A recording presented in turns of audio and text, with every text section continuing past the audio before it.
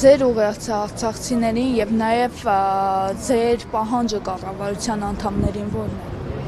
Օրինակ ոչ թե միայն արցախցիներին, ամբողջ ազգին ոտքի կայնեք, զարթնեք, պետք չի, ասենք, ամեն ինչով հանձնված իրանց զգան, էլի, հանձնվել ամենասխալ բանն է։ Օրինակ առյուծ ժողովուրդ են, առյուծի պես կրված տղեկ այսօր կատու են դարել, էլի։ Ասենք էլի կատված է, հա, առյուծն ու կատուն, բայց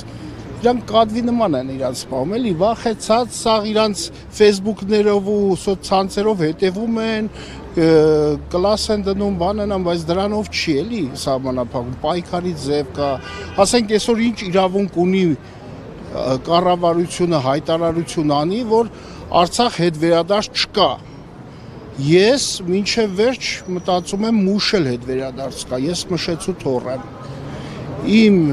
տատս, իմ մամաս մուշը երազելով, լացելով, նեղվելով մահացան։ Այսօր ոնց կարանք մենք հրաժարվենք մեր արմատներից։ Նիկոլ Փաշինյանը պնդում է, որ Արցախի հարցը փակված է։ Դուք ինչ Ուրեմն միշտ ելք կա։ Ես զինվորական եմ, փոխգնդապետ Պայստազորի, ներկայանամ եկել ՀԱԿ-ի խորհրդի անդամ եմ,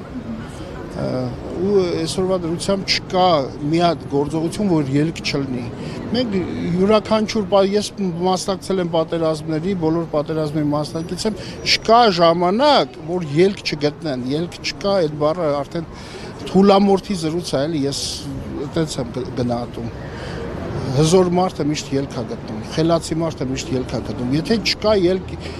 տվյալ մարդու օրոք, թող ինքը հրաժարվի, ով որ ելքը գիտի, թող ինքը ելքով իր հանդես գա ու աշխատի։ Ոչ թե տանի կործաման երկիր, անդունդա տարվում։